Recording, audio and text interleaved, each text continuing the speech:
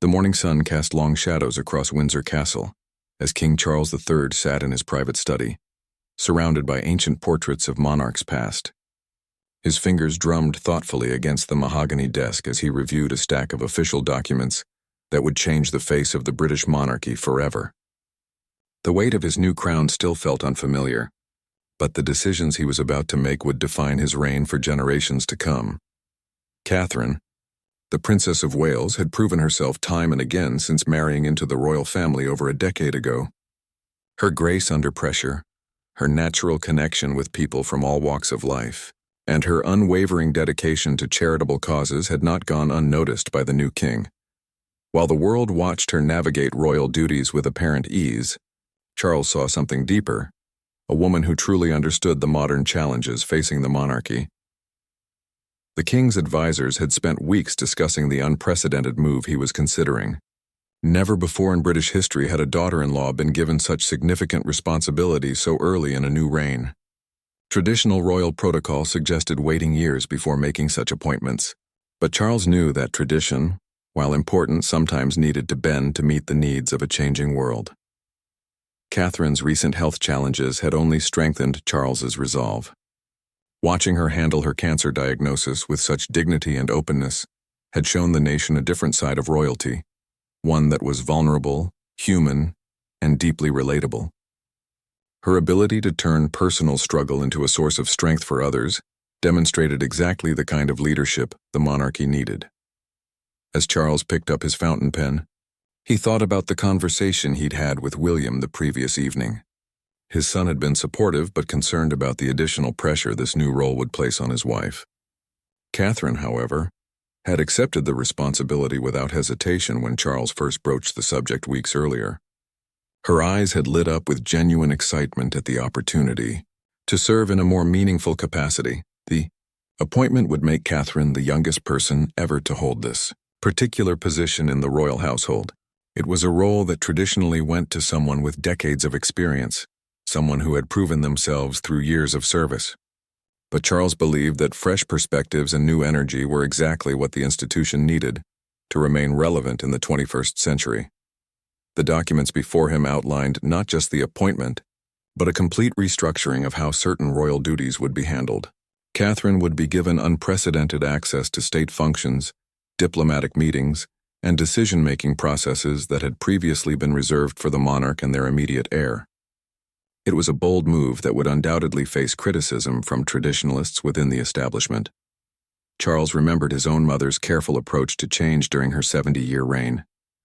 Queen Elizabeth II had been a master of gradual evolution, making small adjustments that allowed the monarchy to adapt without losing its essential character.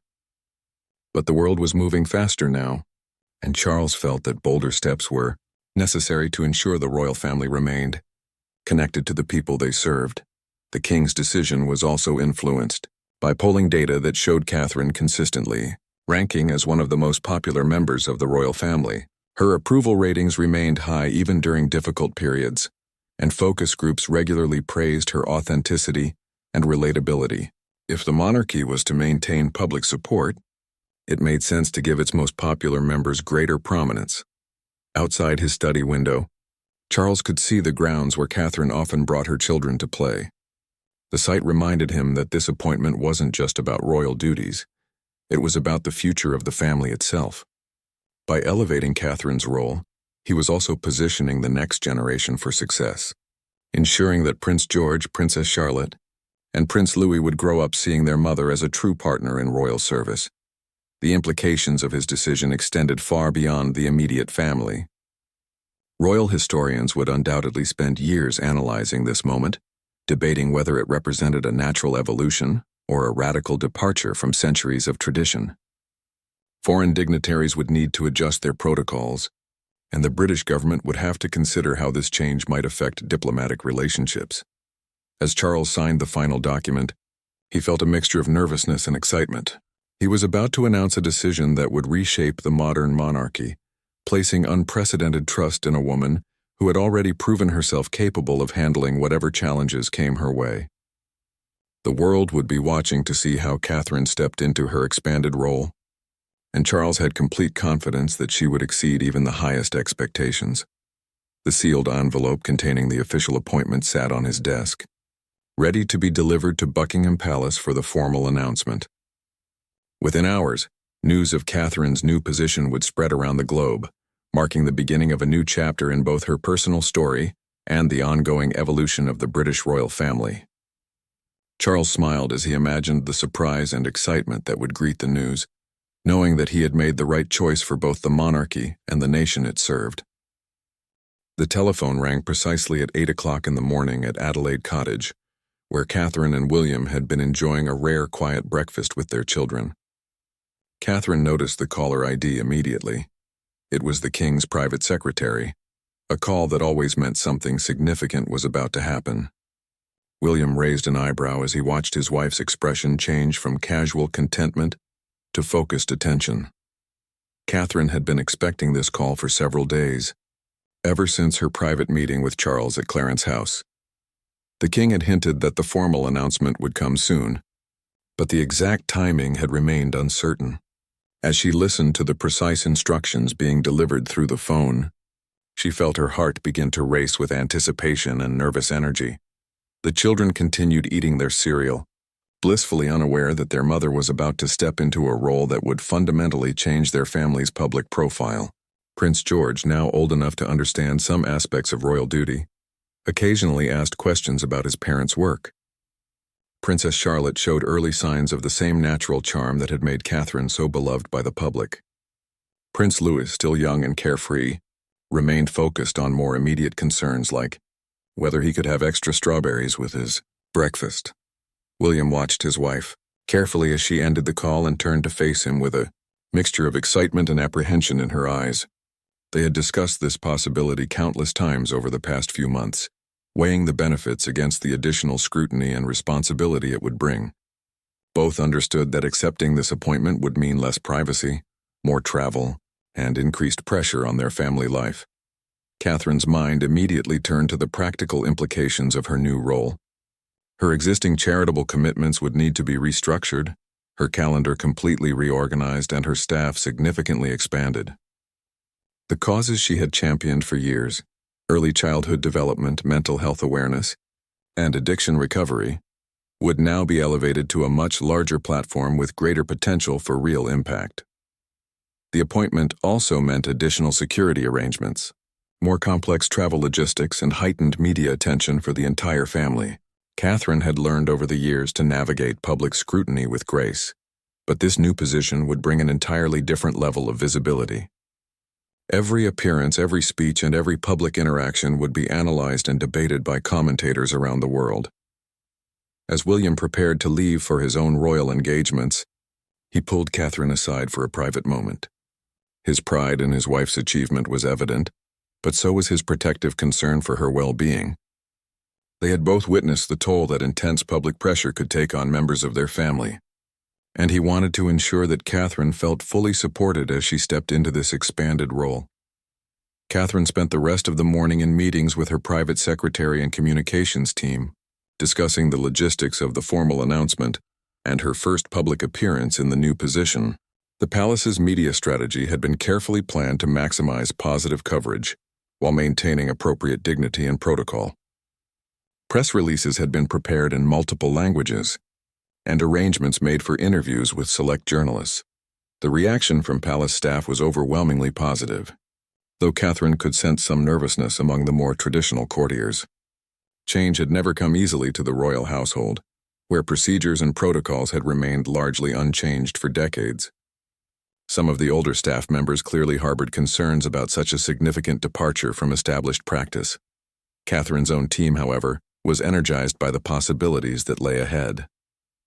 Her private secretary had already begun reaching out to international organizations and diplomatic missions to discuss potential collaboration opportunities. The appointment would open doors that had previously been closed, allowing Catherine to engage with world leaders and global initiatives in ways that had not been possible before. The afternoon brought a series of phone calls from family members who had been briefed on the announcement ahead of its public release. Catherine's parents, Michael and Carol Middleton, expressed their pride and excitement, though they also understood that their daughter's elevated profile would affect their own privacy and security arrangements. Pippa and James, Catherine's siblings, offered their full support while acknowledging that family gatherings would now require even more careful planning and security coordination. The close-knit Middleton family had always been Catherine's source of strength and normalcy, and maintaining those relationships would become more challenging, but also more important than ever. As evening approached, Catherine found herself standing in her garden, watching her children play on the swings that William had installed the previous summer. The peaceful scene provided a stark contrast to the whirlwind of activity that would soon engulf their lives. She thought about the promises she had made to Charles about maintaining her family's well-being, while serving the crown with distinction. The weight of history pressed upon her shoulders as she considered the generations of royal women who had walked similar paths before her. Some had thrived under the pressure, becoming beloved figures who left lasting legacies of service and dedication. Others had struggled with the constraints and expectations that came with their positions. Catherine was determined to write her own chapter in the royal story, one that honored tradition while embracing the possibilities of a modern monarchy. Her appointment represented not just personal advancement, but a signal that the institution was ready to evolve and adapt to meet the challenges of a rapidly changing world. That night, as she tucked her children into bed, Catherine explained in age-appropriate terms that Mommy would be taking on some new responsibilities that might mean slightly more travel and public appearances. Their innocent questions and unconditional support reminded her of why she had accepted this appointment, to help build a better future for the next generation, both within the royal family and beyond. The Buckingham Palace press office buzzed with controlled chaos as the official announcement was prepared for release to news organizations worldwide. Communications Director Sarah Mitchell had worked through the night, coordinating with government press offices, international media outlets, and royal correspondents to ensure the news would be delivered simultaneously across all major platforms. The carefully crafted statement, approved by King Charles himself, emphasized Catherine's proven dedication to public service and her unique qualifications for the expanded role. Palace lawyers had reviewed every word to ensure constitutional propriety, while communications experts analyzed each phrase for its potential impact on public opinion and international relations. At exactly 11 a.m. London time, the announcement appeared on the official royal family website, accompanied by a formal portrait of Catherine taken just days earlier. The photograph, chosen from dozens of options, showed her in a deep blue dress that photographed beautifully while maintaining the dignified elegance expected of her new position. Within minutes, the news began appearing on television screens, newspaper websites, and social media platforms around the globe. Royal correspondents who had been given advance notice under strict embargo agreements scrambled to provide immediate analysis and context for their audiences. The speed of modern communication meant that reactions began pouring in almost instantly from politicians, celebrities, and ordinary citizens. The BBC interrupted its regular programming with a special bulletin featuring royal expert Nicholas Witchell, providing background on the historical significance of Catherine's appointment. Similar coverage appeared on CNN, Sky News, and other major international networks, with many drawing comparisons to previous royal appointments and analyzing what this change might mean for the future of the monarchy. Social media exploded with reactions ranging from excitement and admiration to skepticism and criticism. Twitter hashtags related to Catherine and the royal family quickly began trending worldwide, with users sharing their opinions on everything from her qualifications to her fashion choices in the announcement photograph. Instagram and TikTok filled with tribute videos and analysis from royal watchers and casual observers alike. Catherine herself remained secluded at Adelaide Cottage during the initial media frenzy, following a carefully planned strategy designed to let the news settle before making any public statements. Her communications team monitored the coverage closely, noting which themes and talking points were gaining traction and which criticisms might need to be addressed in future appearances. The reaction from political leaders was swift and largely positive. The Prime Minister issued a statement congratulating Catherine on her appointment and expressing confidence in her ability to represent Britain effectively in her expanded role. Opposition leaders, while generally supportive, called for transparency about how the appointment might affect the constitutional balance between monarchy and elected government. International reaction proved particularly interesting to palace observers. European royal families issued congratulatory messages, with several noting how Catherine's appointment reflected the evolving nature of modern monarchies. Commonwealth leaders expressed enthusiasm about working more closely with her on shared initiatives, particularly those related to youth development and environmental conservation. The financial markets showed an immediate positive response, with shares in British luxury brands and tourism companies experiencing modest gains. Market analysts suggested that Catherine's global popularity and fashion influence could provide economic benefits for British businesses, particularly in the retail and hospitality sectors. Traditional royal watchers found themselves divided in their assessments. Some praised King Charles for making a bold decision that would help modernize the monarchy and ensure its continued relevance. Others worried that such rapid changes might undermine centuries of carefully maintained protocol and constitutional balance. Media coverage varied significantly between different publications and countries. British tabloids focused heavily on Catherine's personal story and her journey from commoner to senior royal. American media emphasized her potential impact on UK-US relations and her ability to connect with younger demographics. European coverage tended to analyze the constitutional implications and compare the appointment to similar developments in other monarchies. Academic experts in constitutional law and royal history found themselves in high demand as television producers and newspaper editors sought authoritative commentary on the unprecedented nature of Catherine's appointment. Universities with royal studies programs reported increased interest from students and international researchers wanting to understand the broader implications. The Church of England, given its close ties to the monarchy, issued a supportive statement highlighting Catherine's charitable work and her potential to strengthen the connection between the royal family and faith communities. Religious leaders from other denominations also expressed optimism about working with her on interfaith initiatives and social justice projects. Fashion industry insiders predicted that Catherine's elevated profile would further cement her status as a global style icon, potentially influencing trends and driving sales for British designers and retailers. Several fashion magazines immediately began planning special issues dedicated to her new role and its implications for royal style. International security agencies began updating their protocols for visits and events involving Catherine, recognizing that her enhanced status would require adjustments to existing arrangements. Diplomatic missions around the world received briefings on how to properly address and interact with her in her new capacity. By late afternoon, palace officials felt confident that the initial reaction had been overwhelmingly positive.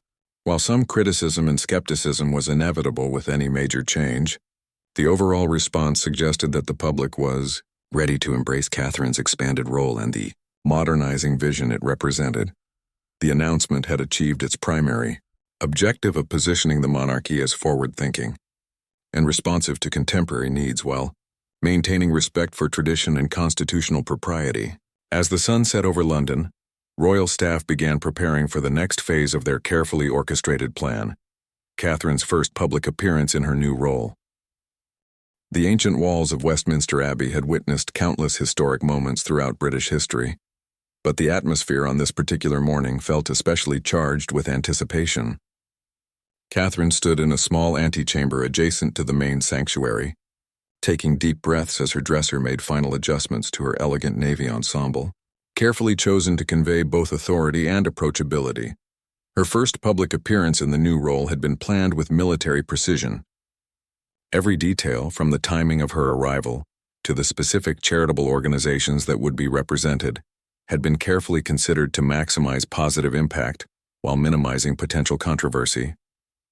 The venue itself carried symbolic weight. Westminster Abbey represented the heart of British institutional tradition. Catherine's hands trembled slightly as she reviewed her notes one final time. Unlike her previous royal engagements, this appearance would be scrutinized, not just for her words and actions, but for what they revealed about the monarchy's future direction. Royal protocol experts had briefed her extensively on the subtle differences in how she should conduct herself. Given her enhanced status and responsibilities, the guest list reflected the careful balance the palace sought to achieve. Representatives from Catherine's longtime charitable interests sat alongside diplomats, government officials, and leaders from organizations she would now work with in her expanded capacity. The mixture of familiar faces and new contacts represented the bridge she would need to build between her past work and future responsibilities. Outside the Abbey, crowds had begun gathering before dawn, with dedicated royal watchers securing prime viewing positions along the processional route. Police estimated that over 5,000 people lined the streets, many carrying flowers, banners, and handmade signs expressing support for Catherine's appointment. The enthusiasm was genuine and infectious, creating an atmosphere of celebration rather than mere curiosity. Media coverage was unprecedented for what was officially described as a charitable service. Over 30 television crews from around the world had set up equipment to capture every moment of Catherine's arrival and departure. Royal correspondents provided live commentary, analyzing everything from her choice of jewelry to the subtle changes in how she was escorted and addressed by palace officials. Catherine's children remained at home with their nanny, following advice from security experts who felt that their presence might create unnecessary complications for what was already a highly complex event.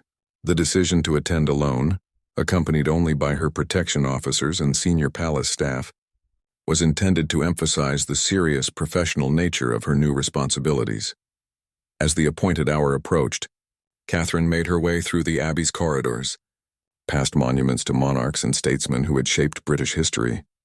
The weight of tradition seemed to press down upon her, but rather than feeling intimidated, she drew strength from the knowledge that she was adding her own chapter to this continuing story. The service itself had been designed to highlight the themes that would define Catherine's expanded role: service to others, dedication to improving society, and commitment to the values that united the Commonwealth. The musical selections, readings, and prayers had all been chosen to reflect these priorities while maintaining the dignity and reverence appropriate to the historic setting. When Catherine entered the main sanctuary, the congregation rose as one, a gesture of respect that acknowledged her enhanced status within the royal hierarchy. She moved with the confident grace that had become her trademark, but observers noted a new sense of gravitas in her bearing, as if she had already begun to grow into her expanded responsibilities. The Archbishop of Canterbury, who conducted the service, spoke about the importance of service and sacrifice in leadership roles. His words seemed particularly relevant to Catherine's situation, as she had voluntarily accepted additional burdens and responsibilities that would limit her personal freedom while expanding her ability to make a positive impact on society. Catherine's first official act in her new role was to present awards to individuals who had demonstrated exceptional service to their communities. Each recipient had been carefully selected to represent different aspects of the work she would now oversee, from youth development and mental health advocacy to environmental conservation and international development. As she handed out the awards, Catherine engaged in brief but meaningful conversations with each recipient, demonstrating the personal touch that had always distinguished her from other public figures. Her genuine interest in their work and her thoughtful questions showed that this was more than a ceremonial duty. It was an opportunity to learn from and connect with people making real differences in the world. The congregation included several surprise attendees, including former prime ministers and international leaders who had flown to London specifically to witness this historic moment. Their presence underscored the global significance of Catherine's appointment and the international community's interest in the evolving role of the British monarchy. During the formal ceremony recognizing her new position, Catherine took an oath to serve with integrity, dedication, and humility. The words, spoken clearly and confidently before the assembled dignitaries, seemed to resonate throughout the ancient building, creating a moment of profound solemnity that contrasted with the celebration and excitement of the day. The service concluded with a hymn that had been sung at royal occasions for over 2 centuries, connecting Catherine's moment to the long line of monarchs and royal family members who had accepted similar responsibilities throughout British history. As the final notes echoed through the Abbey, Catherine felt a deep sense of connection to the institution she now served in an enhanced capacity. As she prepared to leave the Abbey and face the waiting crowds, Catherine knew that this moment marked a true turning point in her life and in the story of the modern monarchy. The careful preparation and planning had brought her to this point, but the real work, proving herself worthy of the trust and responsibility she had accepted, was just beginning. The massive oak doors of Westminster Abbey swung open, and Catherine stepped into the bright morning sunlight to face the largest crowd she had ever encountered in her royal career. The roar of approval that greeted her appearance was deafening, with thousands of voices joining together in spontaneous celebration. She paused for a moment on the Abbey steps, allowing photographers to capture the historic moment while acknowledging the overwhelming show of public support. The carefully planned walkabout that followed demonstrated Catherine's natural ability to connect with people from all walks of life. She moved through the crowd with confidence and warmth, stopping to chat with children who had been brought by their parents to witness this special day. Her conversations were brief but meaningful, and her genuine interest in each person she met was evident to everyone watching. An elderly veteran, decorated with military medals, waited patiently near the front of the crowd. When Catherine reached him, he straightened to attention and saluted, explaining that he had served under her late grandmother-in-law, Queen Elizabeth II. Catherine listened respectfully as he shared his memories, her emotional response to his stories visible to the cameras and creating one of the most touching moments of the day. Young mothers with babies in strollers formed a significant portion of the crowd, drawn by Catherine's well-known advocacy for early childhood development. She spent extra time with these families, asking about the children's ages and development while demonstrating the knowledge and passion that had made her such an effective champion for this cause. Her interactions felt natural and unscripted, reinforcing her reputation for authenticity. International media representatives, positioned at strategic points along the route, captured every moment for global audiences. The images being transmitted around the world showed a confident, gracious woman who appeared completely comfortable in her role as a senior representative of the British monarchy. Foreign correspondents noted the obvious affection between Catherine and the British public, describing it as a genuine mutual admiration that transcended typical celebrity fascination. Security arrangements for the walkabout were extensive, but nearly invisible, a testament to the professionalism of the protection officers who had spent weeks planning for this event. Plainclothes officers mingled with the crowd while uniformed police maintained order, without creating an atmosphere of tension or restriction. The balance between accessibility and security appeared to have been perfectly achieved. Catherine's interactions with representatives from her charitable organizations highlighted the continuity between her previous work and her enhanced responsibilities. Leaders from mental health charities, youth development programs, and environmental organizations had been invited to participate in the walkabout, allowing Catherine to publicly acknowledge their ongoing partnerships while demonstrating the practical applications of her expanded role. The presence of school children, who had been given special permission to attend the event, added energy and excitement to the proceedings.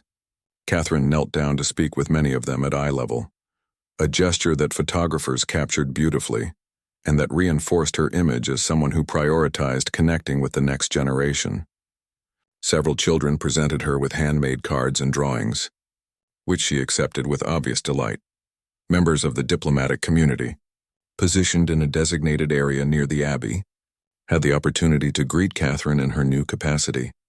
These brief exchanges, conducted with appropriate protocol and formality, signaled to the international community that she was now ready to engage on matters of state and global significance. Foreign ambassadors expressed enthusiasm about working with her on shared interests and initiatives. The cultural diversity of the crowd reflected modern Britain's multicultural reality.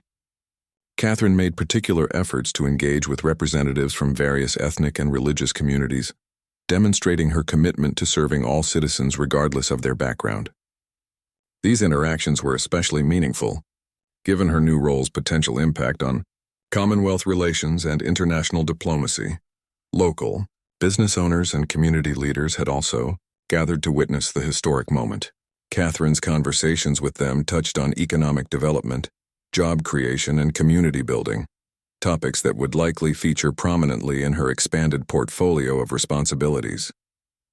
Her questions showed a sophisticated understanding of the challenges facing local communities and the role that royal patronage and attention could play in addressing them. The weather, which had threatened rain earlier in the morning, cleared completely during Catherine's walkabout, leading some observers to joke about the royal sunshine that seemed to follow her public appearances. The bright conditions created perfect lighting for photographers and contributed to the overall positive atmosphere of celebration and optimism. Catherine's fashion choices for the day had been analyzed extensively by style experts, who noted that her outfit struck the perfect balance between traditional royal elegance and contemporary accessibility. The navy blue ensemble was both dignified enough for the historic occasion and practical enough for extensive public interaction. Her choice to wear British designers was also noted as a subtle endorsement of domestic talent and industry. As the walkabout continued, Catherine encountered representatives from international aid organizations and development charities, groups that would likely play larger roles in her work given her enhanced status. These conversations, while brief, allowed her to demonstrate her knowledge of global issues and her readiness to engage with complex international challenges. The final stages of the walkabout brought Catherine to an area where media representatives had been positioned for interviews. Rather than formal press conferences, she engaged in brief, informal conversations with select journalists, offering insights into her feelings about the new role and her priorities for the future. Her responses were measured and thoughtful, avoiding controversy while expressing genuine enthusiasm for the opportunities ahead. As Catherine finally departed Westminster Abbey, waving to the crowds from her official car, the success of her first public appearance in the new role was undeniable. The combination of traditional ceremony and modern accessibility had created exactly the impression the palace had hoped for, a monarchy that honored its history while embracing the future with confidence and optimism. The immediate aftermath of Catherine's successful public debut created a whirlwind of activity at Kensington Palace, where her expanded team worked through the evening analyzing media coverage, public reaction, and the flood of requests for future engagements. Television ratings for the Westminster Abbey event had exceeded all expectations, with viewing figures rivaling those typically seen only for major royal occasions like weddings or coronations. International response proved even more enthusiastic than palace officials had dared hope. Messages of congratulation poured in from heads of state, Commonwealth leaders, and international organizations eager to work with Catherine in her enhanced capacity. The French president sent a personal note expressing enthusiasm for strengthened cultural exchanges, while the Canadian Prime Minister invited her to visit during the upcoming Commonwealth Summit. Social media analytics revealed fascinating insights into public perception of Catherine's new role. Positive sentiment dominated across all platforms, with users praising everything from her evident confidence to her choice of charitable organizations to highlight. The hashtags related to her appointment continued trending for days, generating millions of interactions and reaching audiences far beyond traditional royal watchers. Catherine's own reflection on the day began with a quiet dinner at Adelaide Cottage with William and the children. Prince George, now old enough to understand the significance of recent events, asked thoughtful questions about his mother's new responsibilities and how they might affect family life. Catherine answered honestly, explaining that while there would be more travel and public appearances, the family's core values and priorities would remain unchanged. The economic impact of Catherine's elevated profile became apparent within days of her first public appearance. Tourism officials reported a surge in bookings for London visits, with many international travelers specifically citing interest in royal locations and events.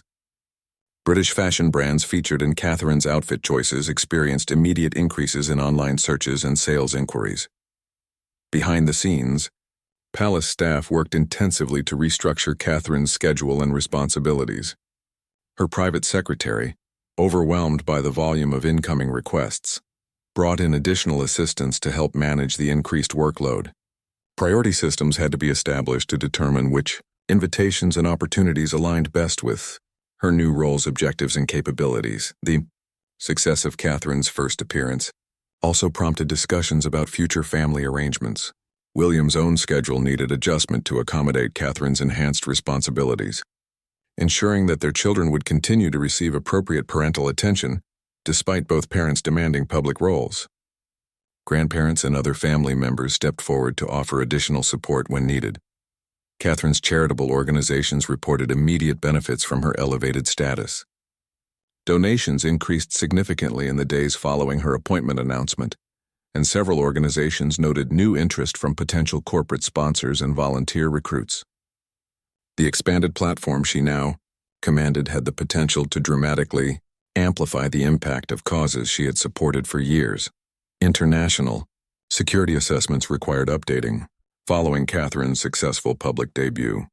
Intelligence agencies recognized that her enhanced profile would make her a more prominent target for various threats, necessitating adjustments to protection protocols for both domestic and international travel. These changes would affect not only Catherine herself but also venues and events she attended. The constitutional implications of Catherine's new role continued to generate scholarly debate among legal experts and historians.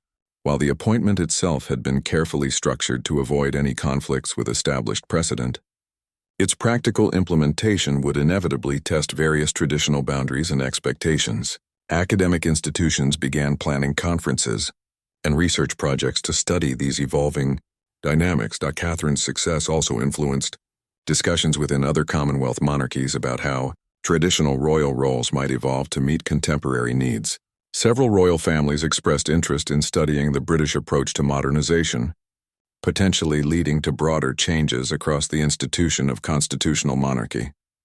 Media training became an increased priority for Catherine's expanded team, as her enhanced status meant that every public statement would carry greater weight and potential consequences. Communications experts worked with her to refine message strategies that would effectively serve both her charitable interests and her new institutional responsibilities. The fashion industry's response to Catherine's elevated profile included discussions about creating new award categories and recognition programs that could benefit from her patronage. Several major designers expressed interest in developing sustainable fashion initiatives that could align with her environmental advocacy while showcasing British creativity and craftsmanship. Catherine's daily routine required significant restructuring to accommodate the additional briefings, meetings, and preparation time her new role demanded. Personal time, already limited by her existing royal duties and family responsibilities, became even more precious and carefully protected. The importance of maintaining work-life balance became a priority for her support team. Educational institutions reported increased interest in courses related to international relations, charitable management, and public administration, subjects that aligned with Catherine's expanded responsibilities. Several universities reached out to explore potential partnerships or guest lecture opportunities that could benefit from her practical experience and global perspective. The success of Catherine's transition into her enhanced role also prompted discussions about similar opportunities for other members of the royal family. Palace officials began considering how the lessons learned from her appointment might inform future decisions about roles and responsibilities for other senior royals, potentially leading to broader institutional modernization. As the immediate excitement of Catherine's first public appearance began to settle into routine, the focus shifted to the long-term implementation of her expanded role. The initial success had exceeded expectations, but the real test would come in the months and years ahead, as she worked to fulfill the promises and potential that her appointment represented for both the monarchy and the people it served. 3 months after her historic first public appearance, Catherine stood at the window of her newly expanded office in Kensington Palace, watching the autumn leaves fall in the gardens below. The space had been completely redesigned to accommodate her enhanced responsibilities, with additional meeting areas, secure communication equipment, and room for her enlarged staff. The transformation of her workspace reflected the broader changes that had reshaped her daily life. The results of Catherine's elevated role had exceeded even the most optimistic projections from palace planners.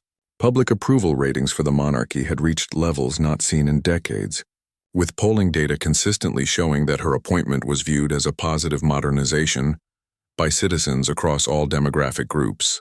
International approval was equally strong, with diplomatic officials reporting improved relationships and increased cooperation from countries around the world. Catherine's charitable portfolio had expanded dramatically, with her enhanced platform allowing her to champion causes on a global scale. The early childhood development program she had launched received funding commitments from major international foundations, While her mental health advocacy had influenced policy discussions in multiple countries, the reach and impact of her work had grown exponentially with her elevated status. The personal costs of her new responsibilities had also become apparent. Catherine's private time with her family was more limited and carefully scheduled than ever before. Weekend activities that had once been spontaneous now required advanced planning and security coordination. The children had adapted remarkably well, but she remained vigilant about protecting their childhood normalcy, despite the increased public attention. William had emerged as Catherine's strongest supporter throughout the transition, adjusting his own schedule and priorities to ensure their partnership remained strong. Their evening conversations often focused on balancing their individual duties with their shared commitment to family life. The strength of their relationship had become even more crucial as they navigated the increased pressures and expectations. The international community had embraced Catherine's expanded role with enthusiasm that surprised even experienced diplomats. Her recent visit to 3 Commonwealth nations had generated unprecedented positive coverage and strengthened relationships that had been strained in recent years. Foreign leaders consistently praised her combination of intelligence, warmth, and cultural sensitivity. Media coverage of Catherine had evolved from celebrity-focused reporting to serious analysis of her policy positions and institutional impact. Respected newspapers and magazines now regularly featured in-depth articles about her work, treating her as a significant political and cultural figure rather than simply a fashion icon or royal personality. This shift reflected the substantial nature of her contributions to public discourse. The ripple effects of Catherine's success had influenced other members of the royal family to consider how they might modernize their own roles and responsibilities. Several younger royals had approached her for advice about increasing their public engagement and charitable impact. Her example had become a template for effective royal service in the contemporary world. Economic analyses published by leading research institutions confirmed that Catherine's enhanced profile had generated substantial benefits for British tourism, fashion, and cultural industries. The Catherine effect on consumer behavior and international perception had proven more powerful than anyone had anticipated, contributing measurably to the nation's soft power and economic competitiveness. Catherine's staff had grown from a small team focused primarily on scheduling and logistics to a sophisticated operation capable of managing complex international initiatives in policy advocacy. The recruitment of experienced professionals from diplomatic, charitable, and business backgrounds had transformed her office into a genuinely influential institution within the broader royal establishment. The constitutional questions raised by Catherine's appointment had been largely resolved through practical experience rather than theoretical debate. Her careful navigation of protocol and precedent had demonstrated that innovation within royal tradition was possible without undermining fundamental principles. Legal scholars noted that her success had created new possibilities for future institutional evolution. Educational programs inspired by Catherine's work had been established at universities around the world, focusing on the intersection of traditional institutions and contemporary challenges. Students and researchers were studying her approach to public service as a model for effective leadership in complex, multicultural societies. Catherine's influence on fashion and lifestyle trends had remained strong, even as her role became more substantive and policy-focused. Her ability to combine serious professional responsibilities with approachable personal style continued to inspire millions of people worldwide, particularly young women considering their own career paths and life choices. The children had begun to understand their mother's work in more sophisticated ways, occasionally accompanying her to carefully selected public events where their presence was appropriate. These family appearances had become some of the most popular and emotionally resonant moments in Catherine's public schedule, reinforcing her image as someone who successfully balanced professional achievement with personal devotion. King Charles regularly expressed his satisfaction with Catherine's performance in her expanded role, often noting that her success had validated his decision to break with tradition in making such an unprecedented appointment. Their working relationship had evolved into a genuine partnership, with Catherine providing valuable insights and perspectives that informed broader royal strategy. As Catherine prepared for her next major international engagement, a solo visit to represent Britain At a global summit on youth development, she reflected on how much had changed since that nervous morning when she received the call announcing her appointment. The challenges had been significant, but the opportunities to make a meaningful difference in the world had proven even greater. The transformation of Catherine's role had become a symbol of the monarchy's ability to evolve while maintaining its essential character and values. Her success had demonstrated that tradition and innovation could work together, creating new possibilities for public service and institutional relevance in an ever-changing world. As she looked toward the future, Catherine felt confident that the foundation had been laid for continued positive impact, both for the royal family and for the people they served around the globe.